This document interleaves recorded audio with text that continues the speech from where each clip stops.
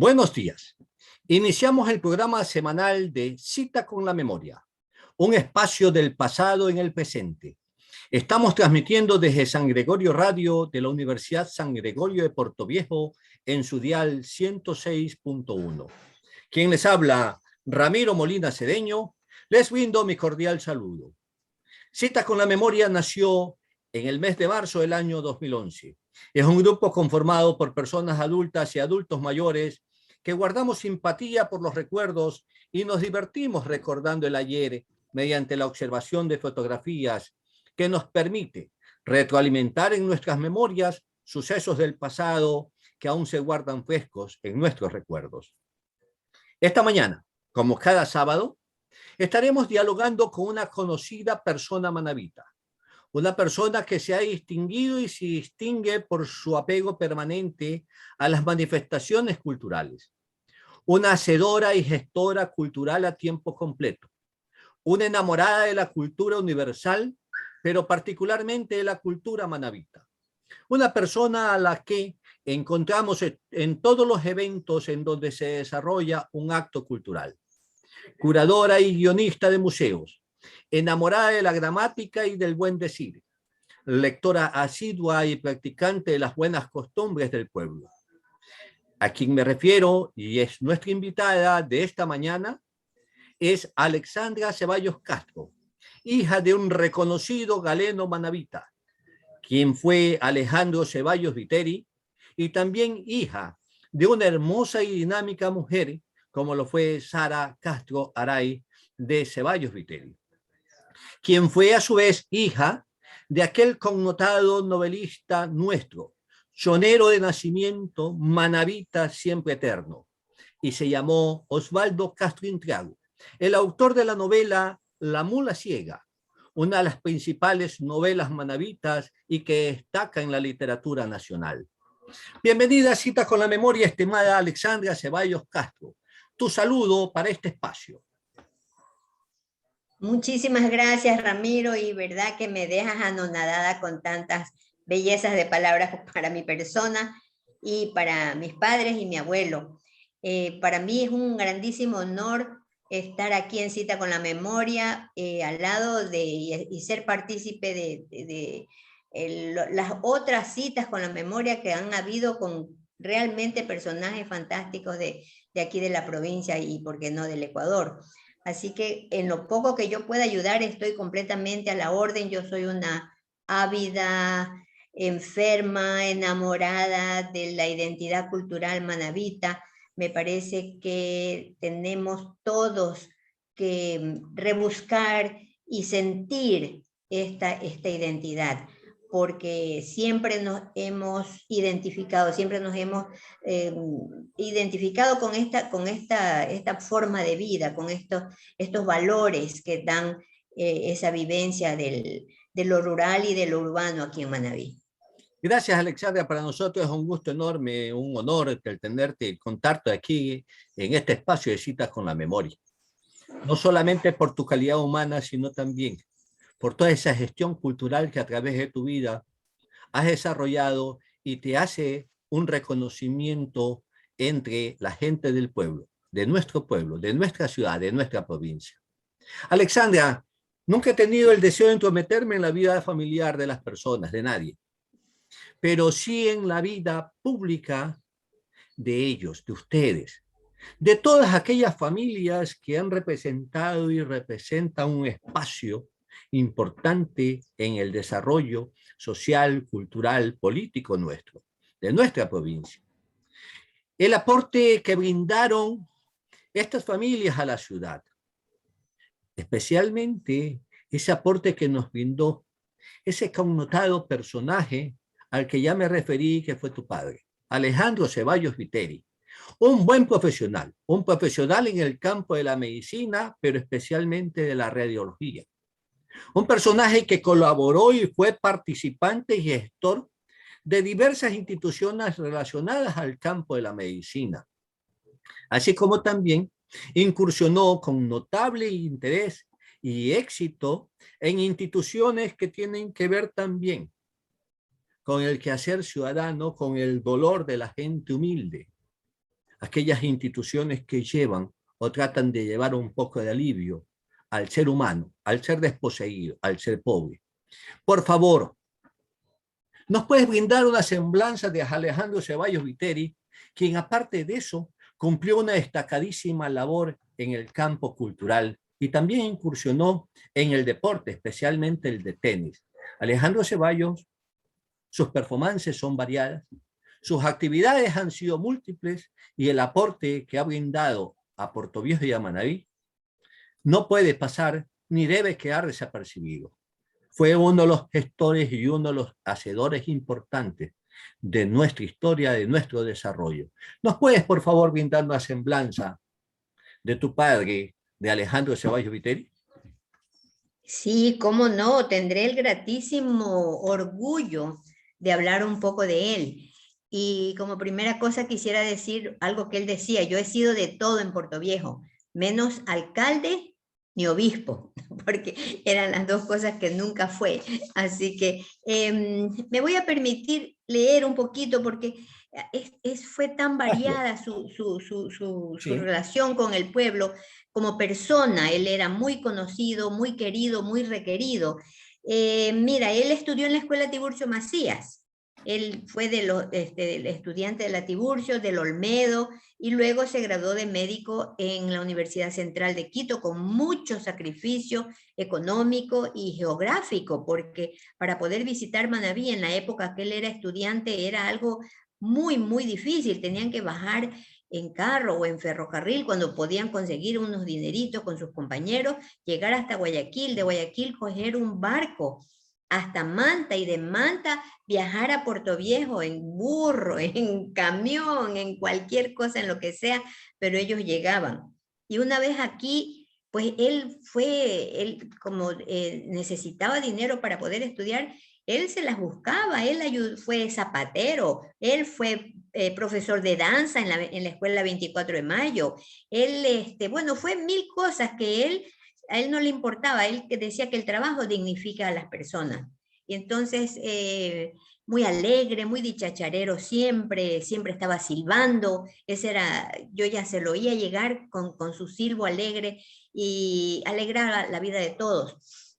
Mira, él hizo bastantes posgrados, uno en Argentina, otro en Estados Unidos, en Dinamarca, en Checoslovaquia, en la India. Él iba a casi muchos congresos médicos por distintas partes del mundo y su vida realmente fue la radiología.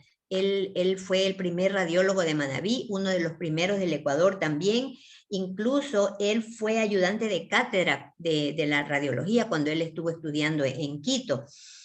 ¿Qué más te puedo decir de él? Su primer trabajo, que yo siempre lo digo con orgullo porque casi nazco en donde él estuvo de primer trabajo, fue en Flavio Alfaro, que en esa época se llamaba Pescadillo.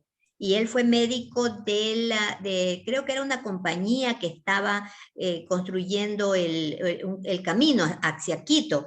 Entonces salimos porque yo estaba en la barriga de mi mamá y salimos con las justas, pero sí me hubiera gustado más bien haber nacido ahí en Pescadillo, en Flavio Alfaro, en pleno campo manabita que tanto amo y que tanto distingo yo. Bueno, mi padre, con mucho esfuerzo, él compró un equipo de rayos X y que lo instaló en su consultorio. Y después, como vio la necesidad de que el hospital tuviera también un equipo de rayos X que no lo tenía y que mucha gente necesitaba y no tenían el dinero para pagarlo, él prestó su equipo al hospital. Y no solo eso, sino que también trabajó como radiólogo allí en el hospital hasta que el hospital pudo comprar un equipo para ya servicios regulares, ¿no? Pero luego pues él siempre tuvo equipos de última categoría, como dicen, lo último en los equipos, él lo tuvo mientras estuvo vivo. Luego de eso, bueno, también él fue presidente de la Cruz Roja por muchísimos años, porque su afán de servicio a la comunidad era muy grande. Él fue, en una ocasión mira, mi mamá, muy elegante en un baile, y doña Guillermina Moreno de Lor, creo que era ella. Sí, bueno. Lor de Moreno. Lor de Moreno, así es. Bueno, fue presidente de la Casa de la Cultura por muchos años también. Igualmente fue de los primeros fundadores, fue de los fundadores de la Universidad Técnica de Manabí, de la cual fue profesor, fue también rector, vicerrector, fue vicerrector.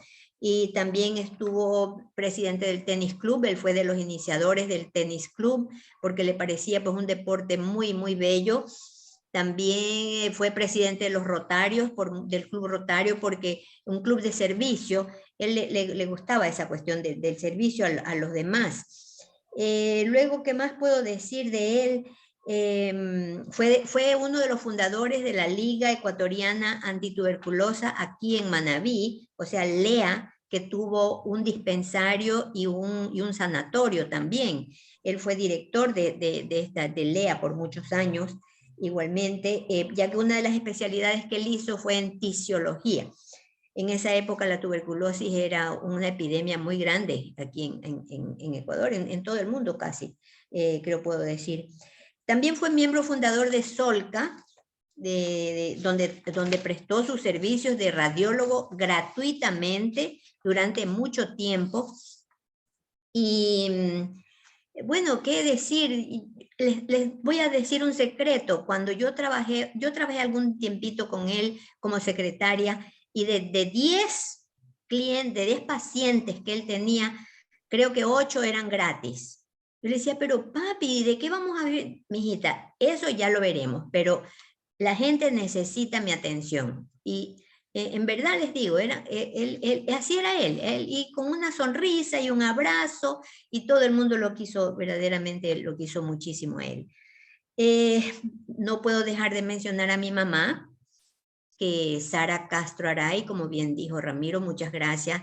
Ella, hija de Osvaldo Castro, el escritor de La Mula Ciega, muy conocedor del campo manabita. En ese libro pues se habla muchísimo del campo manabita, sus valores, su forma de vida, etc. Y mi mamá, sus últimos años de vida, ella pintó. Ella fue alumna de Gustavo Granizo, de Ibuquillas, y todavía tengo muchos de sus cuadros. Ella sacó a relucir su vena artística. Y bueno, tuvieron un matrimonio magnífico. Yo creo que fue una pareja ejemplar, y todo el mundo los quería. Eran muy queridos aquí en la sociedad. Hay algo que tal vez te olvidaste de mencionar en el campo cultural, aparte de la presidencia de la Casa de la Cultura y de su permanente vinculación a esta institución, fue que él creó. Y te decía de que tengo por allí un par de esas páginas.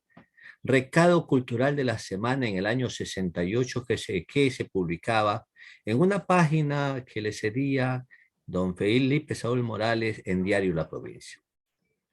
De esa página de Recado Cultural de la Semana nace la revista Recado Cultural, en la que ya formó parte mi padre Alberto Molina, también Plinio Cualgos, José Arteaga Parrales, Juan Ramón Ceballo Viteri, ya, Francisco Villamar Aray, ¿ya? Y una serie de personajes vinculados estrictamente al campo de la cultura.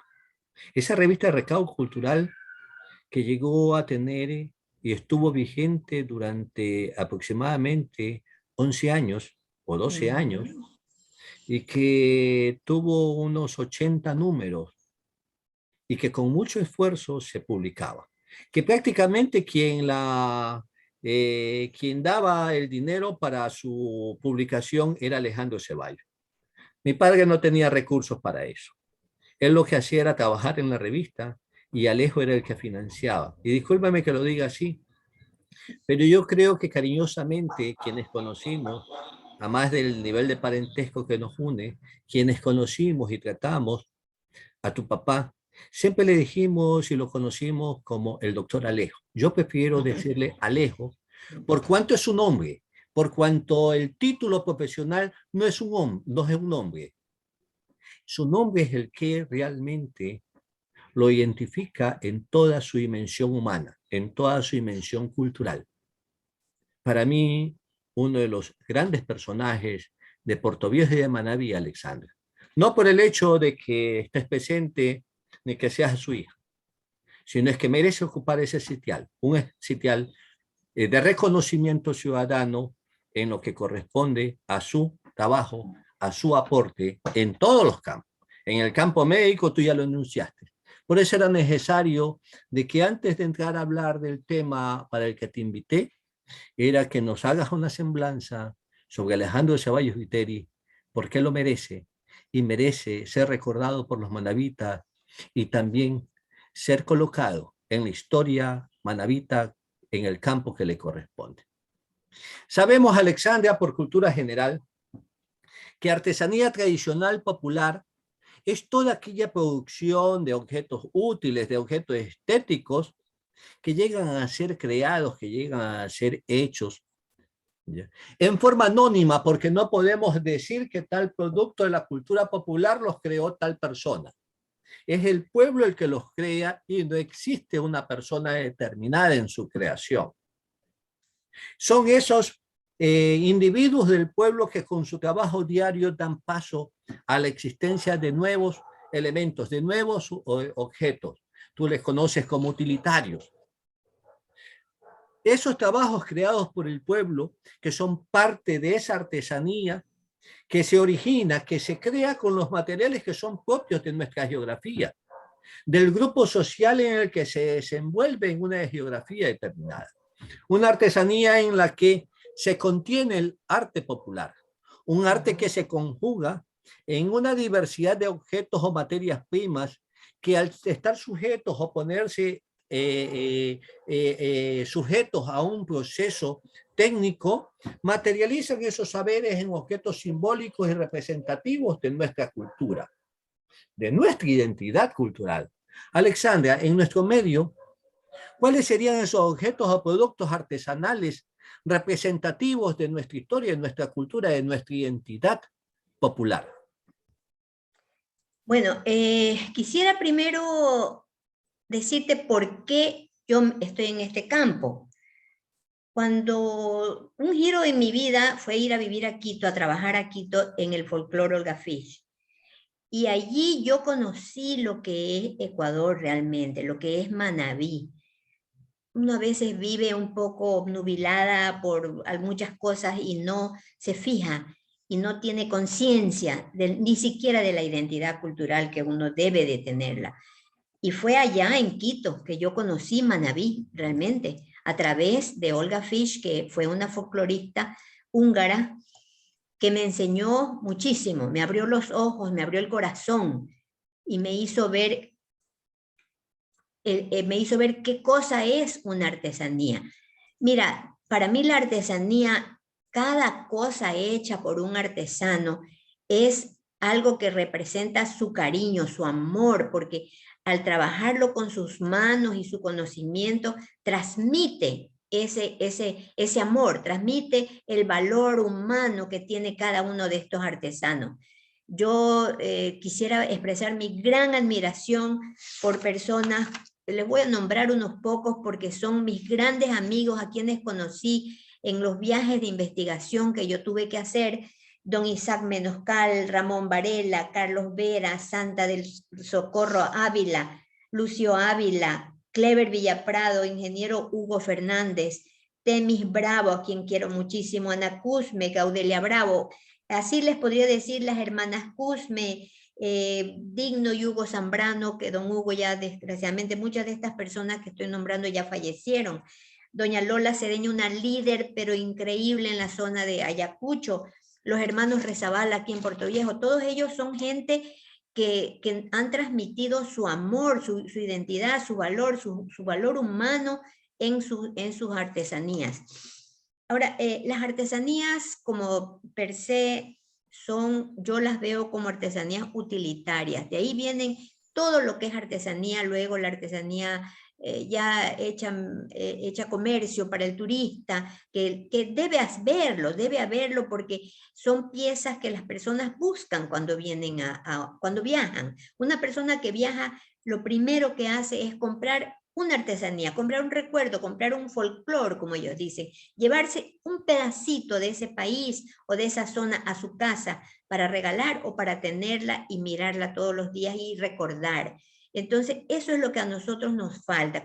Voy a hacer al revés de lo que tú expresaste tus preguntas, pero la primera pregunta, la primera respuesta es esa: necesitamos transformar todas estas artesanías utilitarias de las cuales yo les voy a hablar en artesanías comerciales, pero que tengan un valor, que tengan una historia, que tengan una investigación, que no sean copia, que no porque se vende en Colombia, que no porque se vende en México, lo vayamos a copiar aquí, un pequeño cambio o algo, pero hay muchas cosas maravillosas que con un poco de creatividad y habilidad se pueden traer al día de hoy. He tratado de hablar como, digamos, por rubros grandes, porque son bastantes cosas que quisiera mencionar, ojalá que tenga tiempo. Y cuando esté hablando mucho me avisas, por favor. Mira, lo primerito, por ejemplo, hablemos de los sombreros. Los sombreros es un tema un poquito discutible, creo yo, porque el sombrero de paja toquilla, que es el producto estrella realmente de Manabí, que se lo hizo a menos porque se lo compartió con Cuenca, y Cuenca ha sido muy hábil en tomarse a su cargo el sombrero manabita, el sombrero de paja toquilla. Muchas veces ellos no tienen la calidad, porque ningún sombrero cuencano, perdón con los cuencanos, pero ningún sombrero cuencano le llega, pero ni a la punta de los pies del sombrero manabita. Del más barato, del más ordinario, no tiene comparación. No sé por qué razón, la paja, la manera de tejer, no sé, no sabría decirte cuál es, porque no soy una experta, pero sí la calidad, por ejemplo, del sombrero de paja toquilla de Pile, no la tiene nadie en el mundo. Ese es un sombrero único en el mundo y son famosos esos sombreros. Ahora, el sombrero de paja toquilla no fue usado tan generalmente, tan generalizado como se cree. En el área rural se usaba el sombrero de trenzas de mocora. Ese sombrero sí, hasta el día de hoy lo usan los campesinos, los que están sembrando, y son unas pavas muy grandes, con unas copas muy altas, porque son así, porque así se los necesita para protegerse del calor, del sol, etc. Y los buenos sombreros finos de mocora también son muy lindos. Y bueno, los sombreros de paja toquilla ahora estamos haciendo unas maravillas aquí en Picoazá, por ejemplo. Ahora, no es un sombrero como se dice de Montecristi. En todo Manabí se tejía sombreros de paja toquilla. Yo encontré gente en El Aromo, en Santa Marianita del Cantón Manta, en Pile, Toalla Chica, en Montecristi mismo, en San Bartolo de Santana, en el Membrillal de Jipijapa, y así en casi todas partes. Por ejemplo, yo hablaba con un artesano que hace canoas y decía, no, sí, mi mamá tejía sombreros, hacía objetos de mate, y en cada casa se hacían casi todas los objetos utilitarios que se necesitaban para la vida diaria. Casi todo el mundo los hacía dentro de su propia casa. Algunos que eran más especializados ya los hacía un señor del pueblo que los cambiaba, le daban por trueque o le pagaban por hacer por ejemplo, las bateas, las monturas, bueno, etcétera, ¿no? Entonces, esa dualidad del sombrero no se ha tomado en cuenta. Yo creo que el sombrero de trenzas de mocora amerita un lugar, darle un poquito más de espacio, porque es un sombrero muy bello también y de mucho trabajo igualmente. Tenemos los objetos de madera. Por ejemplo, objetos de madera tenemos que ya casi no existen, que ya Antes de entrar en los objetos de madera, Alexandra, Portoviejo tuvo una relación directa también en la confección de los sombreros de paja toquilla. Y tienes mucha razón cuando manifiestas de que el sombrero de paja toquilla estaba dado para la comercialización más externa que interna. De que el uso más común era el sombrero de mocora. Ujú. que era el sombrero que realmente usaba el campesino para sus faenas de campo. No podía darse el lujo de hacer un sombrero que costaba mucho tiempo para desbaratarlo en el campo en sus faenas agrícolas diarias. Tal vez lo usaba el ganadero, tal vez lo usaba el hacendado, Claro. pero el hombre común del campo, el montubio propiamente, era el uso. Y el que venía incluso, aquel campesino que venía a hacer feria al mercado norte de Puerto Viejo, Ujú. venía con sombrero de mocora. Y así nos lo Sí. demuestran las fotos que tenemos y que hemos visto, de que ese campesino venía con sombrero de mocora y alforja al hombro, y la Ujú. mayoría de las veces hasta sin zapato, Ujú. por los costos mismos que representaba un calzado de esos tiempos. Pero ya la mocora fue realmente el producto más significativo para el uso del sombrero diario en el sector campesino, en el sector rural. Sí. El sombrero de toquilla no era de uso común en las ciudades. Estaba mucho más destinado para la comercialización externa. Y Portoviejo incluso llegó a tener en los 40, llegó a tener la Asociación de Tejedoras de Sombreros de Paja Toquilla, Sí. como también desde Santa Ana, toda la zona de Santa Ana, era el sombrero tejido en las ciudades del centro y sur de Manabí. No se tejía el sombrero de paja toquilla ni en chone ni en calceta. En Mm. calceta prácticamente Mocora. era de la mocora, mucho más Ujú. exactamente, como Ujú. también lo era la fabricación en paján. El toquilla se fabricaba mucho más entre Santana, Portoviejo, Montecristi y Jipijapa. Ese era el Ujú. corredor de Ujú. producción y así lo demuestran los Ujú. documentos anteriormente. Ujú. Es interesante esta observación que tú realizas sobre este tipo de producción artesanal utilitaria como tú la manifiestas. El otro campo que tú ibas a ingresar para conversar es realmente ese, las sillas de tijera, las sillas de madera tipo tijera, las camas, los muebles de casa, las bateas, las cucharas, los cucharones, las maletas de madera con las que el joven marchaba hacia la conscripción. Todo eso son ejemplos utilitarios vivos de la cultura popular. Es la forma como el artesano, como el montubio o el cholo hacían uso de los árboles cuya madera era propicia para hacer estas artesanías. Por ejemplo, Alexandra, de la madera del muyuyo, que es parte de la flora del bosque seco, especialmente del sector de Jipijape y entre Jipijape y Montecristi, se hacían los muebles que eran adornados con bejucos, o la madera del árbol de mango, que para la zona de Santana hacia Olmedo se hacían mucho las monturas para las haciendas ganaderas, para las fincas ganaderas. O el laurel, la madera del laurel que servía para la fabricación de esas maletas que estábamos hablando antes que existieran las maletas sintéticas.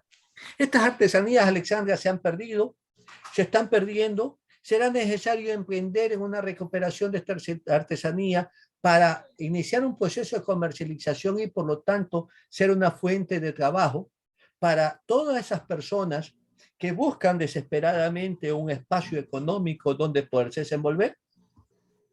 Bueno, antes de contestar tu pregunta, que la has ampliado bastantísimo, gracias. Quería decir que en Picuazá también se tejía sombrero, eso me olvidé de mencionar, una de las zonas donde se tejían mucho sombrero, porque hasta en el cerro Guayabal encontré personas que tejían sombreros, en La Sequita, en Pepadiuso, toda esa área, y en Picuazá Con una mismo. observación, Alexandra. El sombrero es cholo, no es montubio. El sombrero es originario de Montecristi, Jipijapa, Picuazá. Es de bosque seco. La cabuya es de bosque seco, bosque húmedo, dentro de un bosque seco donde se desarrolla la mejor paja para la fabricación de tal. Pero la fabricación empieza de Jipijapa a Montecristi. Es un Ya, sombrero pero yo cholo. lo que yo quería anotar es que en Picuazá es un punto muy clave para Sí. el tejido del sombrero. Eso como una cosa. Luego, bueno, poco me has dejado de decir de los objetos de madera, creo que los has mencionado casi todos. pero sí quería hacer énfasis en algo que sí está ya en extinción, es los barriles, los toneles, las tinas de pechiche. Todo eso, yo encontré en todo Manabí una sola persona que hacía ese tipo de objetos, que era don Isaac Menoscal aquí en Montecristi. No sé si sus hijos seguirán haciéndolo realmente. Yo, bueno, no es que me quiero dar propaganda, pero para yo poder hablar de estas cosas, sí hice bastante investigación. Primero tuve un proyecto cuyo fin fue una sala de exhibición en el Museo Puerto Viejo, que se llama Manos que Trabajan, que lo hicimos el grupo de barro con Angelita Ceballos y Manuel Vera. Recorrimos bastante Manabí, recorrimos mucho y más que nada estuvimos viendo modos de producción. Más que el objeto en sí, estábamos buscando modos de producción, que es la sala que está en el museo. Y luego pues hice también una investigación como de unos 6 meses, por suerte me contrataron en Ciudad Alfaro y el resultado fue en la sala de exposición, no quiero decir museo porque no es un museo, en Ciudad Alfaro, que está en la sala central, la redonda, grande, que es donde fue ya el resultado de mis 6, 8 meses de investigación, donde sí hice la investigación del objeto en sí y sus artesanos, de las cosas que hacían los artesanos en sí. Otra cosa que quisiera mencionar son las canoas, que son de un solo árbol, que ya casi no existen. Ya es muy difícil encontrar árboles suficientemente grandes y apropiados para hacer las canoas. Artesas, los bunques también son piezas que si ahorita las encuentran son únicas realmente, porque ya casi que no se consiguen. Luego hay pequeñas cosas como las macetas para lavar ropa, las bateas mismo que tú mencionaste, que encontré solamente en San Isidro, en 24 de mayo, casi en mis recorridos, y aquí en el centro, en un sitio que se llama Tierra Bonita, y el otro es en Quimis de aquí de Jipijapa. Eran 2 hermanos que vivían lejos uno del otro, pero hacían sus bateas exactamente iguales, unas bateas preciosas. Lamentablemente don Hugo Zambrano ya falleció. Luego, ¿qué otras cosas? Las catangas de caña, eso es una pieza de tecnología increíble, porque yo la verdad es que me quedé asombradísima de ver esas catangas con qué forma, cómo las hacen, cómo obligan al pez chiquito, al camarón, a todos esos a ingresar dentro de la catanga y ahí ya no puede salir. O sea, es una obra de ingeniería. Las catangas son una preciosidad. Son hechas en caña especialmente, pero también en madera. Luego otra cosa, los cabo de hacha, que es de un árbol que se llama cabo de hacha, que también se usa es para poner el hacha. Los picadores, las pesas, los molinillos, ya todos los elementos de la cocina manabita, de la cocina rural, la que estamos viendo ahorita, por ejemplo, ahí habían los picadores, que son pedazos de madera de mango para poder picar la carne, las verduras, etcétera. Los molinillos, que son de un árbol que se llama molinillo, que se corta la rama y se la amarra para que coja la forma hacia afuera como patas de pollo, y es la licuadora antigua. El molinillo es algo maravilloso para hacer chocolate, para las menestras, para los jugos, para mil cosas. Ahora ya los hacen más modernos, también sí los hacen todavía. Las pesas que tenían ellos, habían pesas muy grandes para mayores pesos y más pequeñas para medias libras, para cuarto de libra, etc. Luego, tú mencionabas, por ejemplo, las sillas de tijera, que a mí me encantan, son preciosas, por suerte todavía las están construyendo, pero algo que se está perdiendo son los bancos.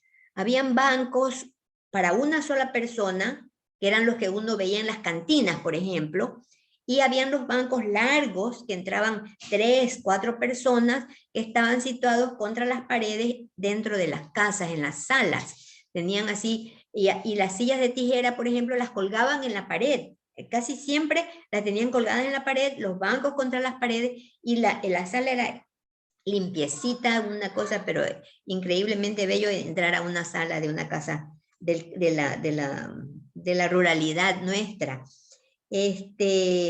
Bueno, le decía los bancos, habían también bancos con brazos, para apoyar los brazos, que no eran muy comunes, eran de la zona de Cerro Viejo para adentro. Encontré unas maravillas de muebles en ese sentido.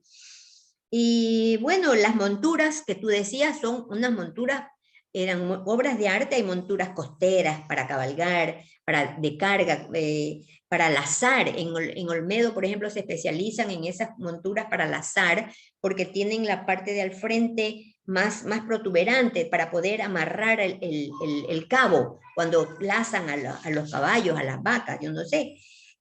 También hay las angarillas para las mulas, para los burros. Bueno, esto lo encontré en 24 de Mayo, en Olmedo, en Paján, toda esa zona hacen monturas. Igual en San Isidro encontré un señor que hacía, pero él no era original de San Isidro, él era de acá del sur. No sé si eso tendrá algo que ver. ¿Qué otra cosa en madera? Tenemos las guitarras, que ya es una cosa colonial o republicana, no sé, traída por los españoles. Y aquí en Puerto Viejo, los hermanos Rezabala, maestros, pero maestros totales del torno. Ellos hacían trompos, creo que eran los únicos que hacían trompos, y las maravillosas guitarras que hacían, además de ser unos hombres con un conocimiento político, porque su padre fue una persona muy conocida en el campo político, creo que fue el primer socialista o algo así. Hay unos diarios interesantísimos del papá de los hermanos Rezabala.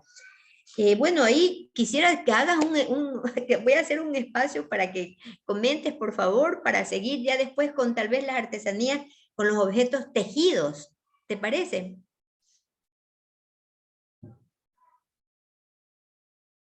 No te escucho. Ya. No, tenía el micrófono apagado. Tú mencionaste a Diócles Rezabala. Para hablar de Diócles Rezabala es de hablar de una institución cultural en Puerto Viejo, Así es. político y cultural. El hombre que siempre vistió de blanco, elegante siempre, toda su vida, incólume, puro, honesto, y que nunca dejó su carpintería.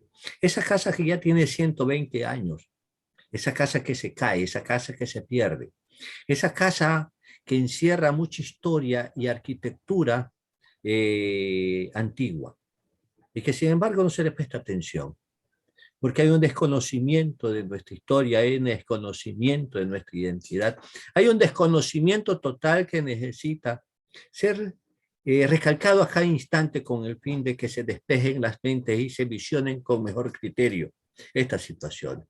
Diócles Rezabala y esa casa representa el mundo del ayer de nosotros los muchachos. Diócles Rezabala para nosotros, los que ahora estamos viejos, fue el lugar de concurrencia en el que hacíamos allí nuestra estadía con el fin de comprar un trompo, un yoyo, un carrito de madera, o si no, un caballito con el fin de poder jugar, porque esos fueron nuestros juegos, esos fueron nuestros juguetes. Es una institución que necesita ser rescatada. Al personaje, a su vida, a su historia, a su trabajo, como a su casa. Pero esa es otra historia y ese es otro momento. Alexandra, tú estás mencionando todos aquellos objetos de los que en el ayer formaron parte de ese quehacer diario de los portovejenses, especialmente las mujeres, porque era la vida doméstica de la ciudad. En el campo de la ganadería, las haciendas, las fincas, todos ellos también tuvieron sus utilitarios. Pero Puerto Viejo, a pesar de que es la ciudad capital y comprendió todo su territorio con una población fundamentalmente rural, fundamentalmente campesina, fundamentalmente montuvia, no tiene un museo montuvio. No cuenta con un museo donde se exponga toda esta riqueza histórica de esa artesanía utilitaria, que es la artesanía montuvia. Ahí se encierra todo. Ahí se encierra esa parte de esa historia del montuvio nuestro, de nuestro ayer, de nuestra ancestralidad. ¿Qué criterios, qué opiniones te merece esto? Bueno, un museo etnográfico sería algo fantástico tenerlo y necesario porque para poder crear un futuro hay que conocer el pasado y amarlo. Hay que conocerlo a fondo, hay que respetarlo.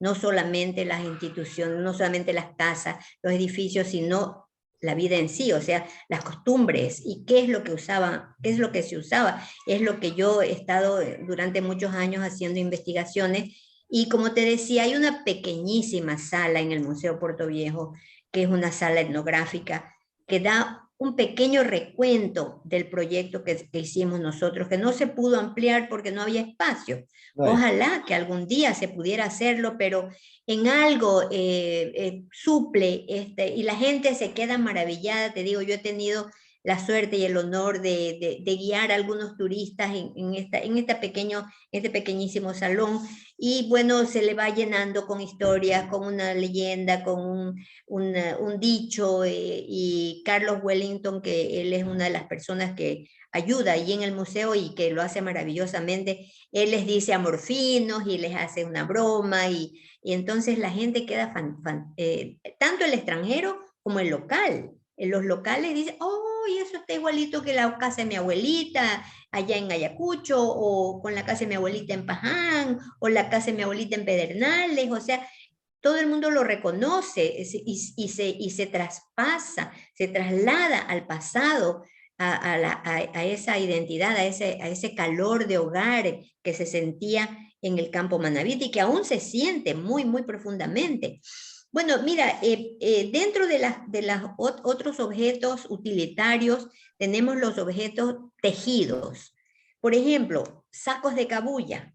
Había una linda fábrica preciosa, no sé qué habrá sido ¿cómo se llama este pueblito? En Chorrillo, New Chorrillo, cerca de Montecristi, una fábrica de sacos de cabuya bellísima de la familia Barcia, si no me equivoco, que podía haber sido un museo maravilloso para mostrar a la gente. Yo no sé qué habrá pasado con eso. Una operadora turística nacional estuvo interesada un tiempo en hacer de eso un museo. No sé qué habrá pasado con eso.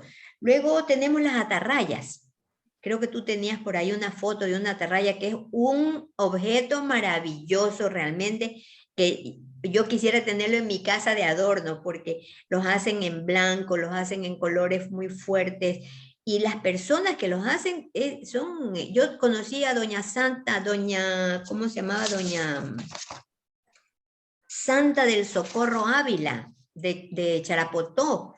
Ella tejía atarrayas y las tejía al lado de la ventana porque estaba un poquito ciega, entonces decía ella que necesitaba la luz. Pero es un trabajo arduo, ella hacía atarrayas finas, con los huequitos muy chiquitos, porque hay distintas calidades. En todas estas cosas que estoy hablando hay distintas calidades, y las de Doña Santa eran, pero maravillosas, maravillosas atarrayas. Y dentro de las atarrayas, de esa línea, hay ya unos más pequeños para ya recoger el pescado. Bueno, ahí hay una variedad bastante grande. Luego encontré también ahí mismo en Charapotó una pariente de Doña Santa que tejía en hilo de cabuya. El hilo, ella lo tejía en crochet, hacía como unas espumas, hacía unos manteles preciosos, mantillas, que en esa época se usaba mucho la mantilla. Ella hacía esas mantillas de hilo de cabuya, preciosos. Luego tenemos las canastas de piquigua, de cañaguadúa que hacen en Bonce, las de piquigua en Chone, de cade que las hacen en los laureles de Pueblo Nuevo, de bejuco bichola que las hacen en el membrillal de Jipijapa, y así hay en Montecristi también hacen canastas, perdón, pero hay una variedad inmensa de canastas. Yo encontré una señora, una joven, en Calceta, que hacía unas canastas que ella le llamaba hueveras, pero eran de un diseño que ya hubiera querido, parecía un diseño sueco, modernísimo, unas canastas, pero realmente maravillosas. Pero ella desde su propia, con su habilidad, ella no tenía ninguna escuela para hacer estas cosas. Los petates es otra cosa muy importante que es en tejido.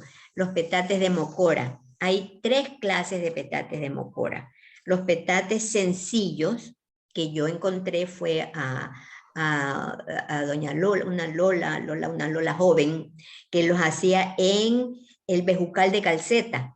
Ella hacía eso, esos petates sencillos que se los encuentra todavía en el mercado, en Montecristi, los venden. Y son petates muy lindos, pero son sencillos, son muy suaves. Y hay el petate macho, que es del de doble hebra. A ver, el petate sencillo se lo teje así nomás, en la casa, así, muy tranquilamente. Luego el petate macho se lo hace como en un telar de mano. Es un palo y ahí se sale para hacer el petate macho. Ese es un petate muy grueso, maravilloso trabajo, y ese también lo hace una Lola, doña Lola Cedeño de Cerro Viejo en Ayacucho, que es la que les decía yo que es una líder nata. Ella, nadie hace nada en esa comarca si no le preguntan primero a doña Lola. Unos petates maravillosos. Y luego hay los petates de telar, que son como los telares, como, telar, como tejer una tela, los de el zapotal de Paján. En el zapotal, uno recorre todas las casas y es como retroceder 100 años. En cada casa hay un telar y en ese telar hacen petates de mocora, muy rústicos. Solamente les quitan las espinas y quedan un poco rústicos y los hacen para cunas de niños, para las camas, para el piso, pero la particularidad es que son hechos en telar. Es un trabajo muy lindo. Una señora Nancy que hacía, y el esposo hacía monturas. Ellos ambos eran artesanos. Bueno, eso en los petates, entre las cosas de talabartería, ese es otro rubro que se está perdiendo ahora. Eso sí, está casi en peligro de extinción, porque ya casi no se usa el caballo ni la mula para arrear los caballos ni nada, sino que se usan motocicletas. Entonces, se ha perdido ya, en primer lugar, las monturas de madera y las de cuero, las que eran los galápagos, que son unas monturas elegantísimas, que nomás las hacían los más connotados talabarteros, como el ingeniero Fernández de Colón, que es una maravilla de artesano. En Chone, en el Carmen, hacen todavía esas monturas en talabartería. Los arreos para caballo en Olmedo, por ejemplo, son preciosísimos. Todos tienen unos sutaches de metal que parecen que para adornar a los caballos, aquí en el pecho, en la parte de atrás. No es solamente el pedazo del cuero, sino que encima le ponen adornos en metal tallados, precioso, que eso, por ejemplo, podría ser una artesanía maravillosa para colgar en una pared. Yo creo que cualquiera le encantaría eso de allí. Igualmente las vainas para machetes.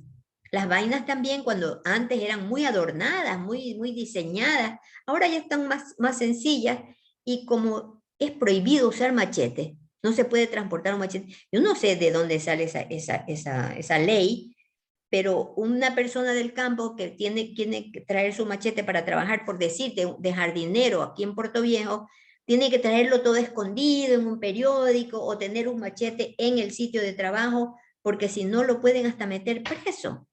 Que es algo que a mí me llena no sé, de asombro. ¿Cómo puede haber una ley así? Parece mentira, ¿no? Y bueno, pasando de eso, pasamos a los objetos de lata o de zinc, que son los hojalateros, que también hacen cosas preciosas, los rayos, los baldes, las regaderas, los platos para las romanas, que ya casi no existen, yo no he visto ya hace mucho tiempo, los embudos, las jarras litreras para vender leche. Los litros de leche se vendían en jarras litreras, no había pierde. Y los mecheros, famosos mecheros de querosín, con una mechita que sale mucho humo, pero en el campo todavía se usan y son hechos de tarritos de atún, de tarritos de sardinas, o los que hacen estos hojalateros, que hacen cosas preciosas realmente. O sea, si ellos se dedicaran un poquito a darle un poquito de arte, un poquito de creatividad a estas cosas que ellos hacen, podrían ser objetos artesanales de venta para el turismo, por ejemplo. Sí se podría hacer, ¿por qué no? ¿Planto o sigo? Porque ahorita viene un rubro grande, no te oigo. Estás con una narrativa en base a tu conocimiento de investigación que no quiere interrumpirte porque eres tú la que tienes ese conocimiento. Yo lo que veo es que, por ejemplo, me estás dejando a un lado, claro, has hecho una clasificación por sector, por artesanía, ¿no? Mm, Pero dentro de los productos vegetales me estás dejando a un lado el mate, que todavía es un producto sí, muy utilizado sí, y sí que lo Dios, tengo y más mira, abajo, sí. y mira lamentablemente nos quedan 10 minutos para conversar.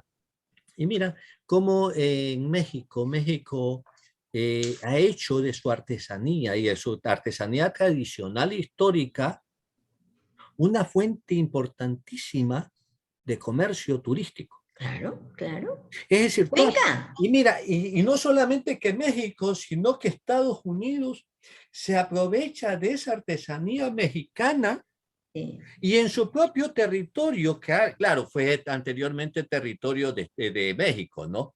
Que por Ujú. guerras allí prácticamente Estados Unidos llegó a apropiarse de todo ese territorio mexicano, pero Estados Unidos sabe bien de qué si le quita esa identidad a ese estado de California, esa identidad americana, centroamericana, mexicana, pierde un filón económico muy importante. Ujú, Por lo ujú. tanto, lo mantiene, lo impulsa.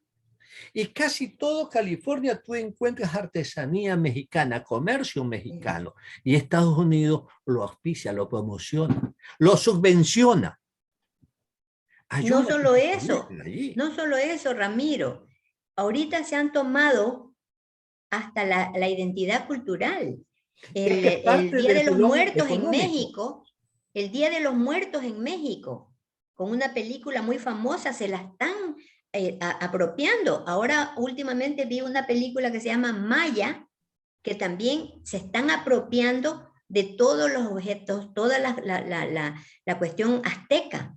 Pero bueno, mira, hay dos cosas que todavía que quisiera mencionar, ¿Sí? que son muy importantes. Las ollas de barro y las Y hamacas también te y olvidas entre estos alforjas. tejidos las alforjas, Sí, cuyas hamacas y últimas, alforjas. yo conocí una de las tejedoras y que también una norteamericana ya jubilada todavía sigue enamorada Mm, de ese trabajo, de las sí, últimas alforjeras que existen en el sí, zapote de Río Chico y sí, que le sí, dan color con el añil vegetal. sí, sí. Mira, doña Trinidad, que es quien tú mencionas, ¿Sí? ella hija de doña Luz, una viejita maravillosa, pero maravillosa es poco lo que te puedo decir. Vivían en una casa preciosa de 2 pisos, de esas de caña, donde el viento entraba y salía en balcones con flores y todas las cosas así. Ahí vivía doña Luz, una viejita bellísima, con un pelo blanco, blanco amarrado atrás, y desgraciadamente ya ella falleció, pero doña Trinidad, no me acuerdo el apellido, pero no, yo casi soy medio mala el Alzheimer ya. Estamos igualitos, Doña no te preocupes. Trinidad, ella queda todavía, ella es una de las últimas tejedoras de hamacas que quedan en Manabí. Yo quisiera hacerte un pequeñito recuento de Hazlo. la experiencia que tuve de las hamacas, porque es bien, bien interesante. Tenemos Mira, 6 minutos, Alexandria, es tuyo el tiempo. ya, cuando yo fui a la zona de Río Chico, a la primera que conocí fue a doña Mercedes Macías. Tenía 85 años en esa época cuando hice la investigación, pero estaba en plena forma y ella hacía unas preciosas hamacas. Las hijas ya no sabían hacerlo, pero ya no querían hacerlo porque eran oficinistas, eran secretarias, eran abogadas, ya ellas ya sí lo saben hacer, ya tal vez han perdido. Luego, mira, al recorrer Río Chico, encontré, creo que había una persona más que hacía, pero no quiso dejarse entrevistar. Pero encontré en el Zapote, bueno, en el Zapote de Río Chico es doña Luz Párraga y doña Trinidad Catagua. Luego, Angélica Palacios en Pueblo Nuevo, una mujer de 73 años. Ella había aprendido a hacer hamacas de su suegra, que era de Río Chico. Todo pasa hasta Río Chico. Bueno, Mercedes Macías, ya les conté, de 85 años. Margarita Párraga, de 87 años. Ella vive, o vivía pues en San Isidro, pero ella nació acá, en Rocafuerte. Allí ella aprendió a hacer las hamacas. Y doña Bolivia Párraga, de 82 años, de La Raíz en el Carmen. Ella fue a vivir al Carmen, pero todas estas mujeres que te nombro han tenido como sede Río Chico y Rocafuerte. Prácticamente todas ellas cultivaban su propio algodón, un algodón nuestro, el algodón criollo, no el algodón de ahora que es chiquito y que un copito chiquito, no, el algodón, disculpen la palabra, que se llama bolsetoro, que es un algodón con unas fibras muy largas. Entonces ellas plantaban su algodón, lo cosechaban, lo hilaban, que esa es la parte más difícil, porque todas ellas me decían, tejer puede cualquiera puede aprender a tejer, eso no es problema.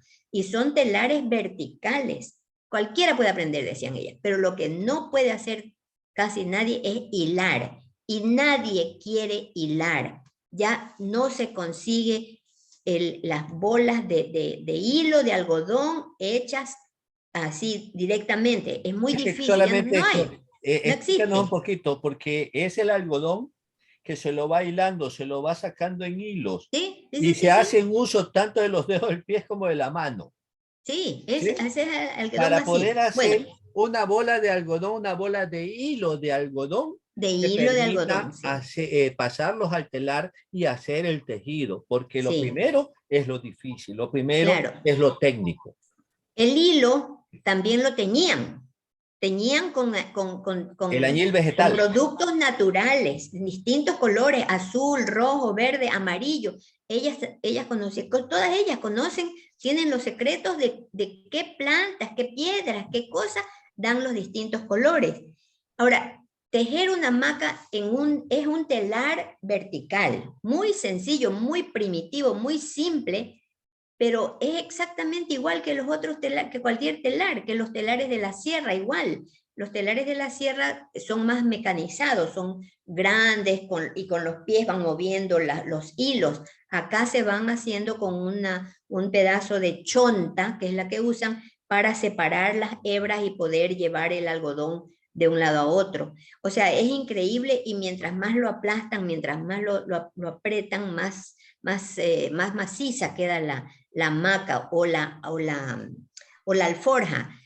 Casi todas ellas saben hacer las alforjas de encaje, que le llaman ellas. Yo no sé si tú habrás visto alforjas con diseños, que son, pero una cosa preciosísima. Doña Trinidad hace unas maravillas de diseños en estos telares. Ella trabaja, muchas de las cosas que ella trabaja se las vende a esta señora estadounidense que tú dices, que le compra toda la producción de doña Trinidad para llevarla a Estados Unidos. De allá ella elabora bolsos y cosas y los vende a precios muy grandes, muy Tuve la fuertes, ¿no? oportunidad de estar un par de veces en su casa viéndola tejer, a doña Trinidad y a su mamá.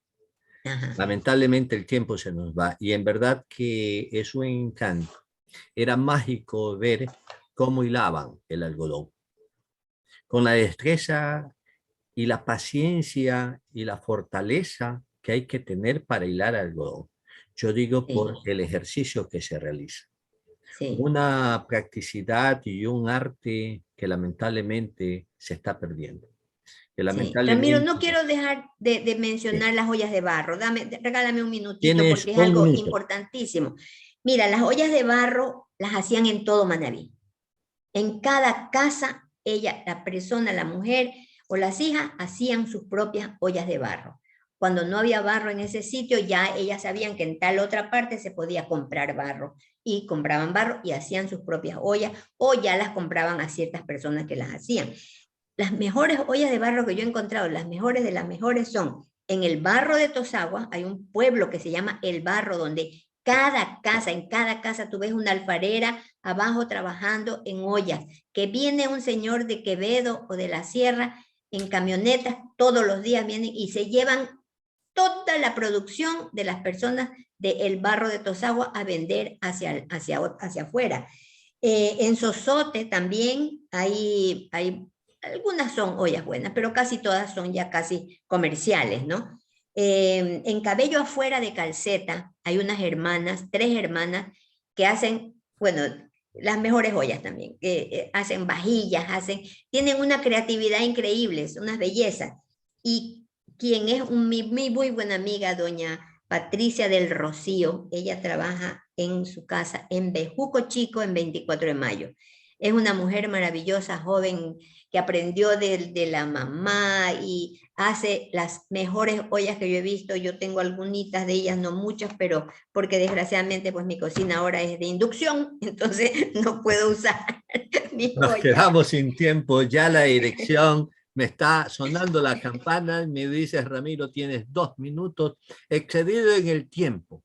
Nos quedas debiendo, o yo te quedo debiendo, le quedamos debiendo a este público maravilloso de Citas con la Memoria, porque es un tema apasionante, es un tema importante, y eso que no hemos tocado algunos campos, como ya lo dijimos, el mate, como ya lo dijimos también Oh, sobre sí. la lana de ceibo, como la tagua, ¿ya? Que es uno de los Mm. factores importantes y que en Manta con Cucho Hidalgo, la familia de Cucho Hidalgo, allá tuvo su última fábrica de tagua que se exportaba hacia Alemania. Nos quedan muchas cosas y que será necesario un nuevo programa, Alexandra. Los Agradecemos a peines de usted, cacho, los agradecemos a peines de usted cacho su te digo. sintonía por San Gregorio Radio en su dial 106.1 y a quienes nos siguen por canal de YouTube. Mi agradecimiento especial a nuestra invitada, Alexandra Ceballos Castro, y a quienes están detrás de los micrófonos de San Gregorio Radio. Ellos son Renan Álava Castro y Manuel Andrade León. Hasta el próximo sábado, en un nuevo encuentro en Cita con la Memoria. Tengan ustedes muy buenos días.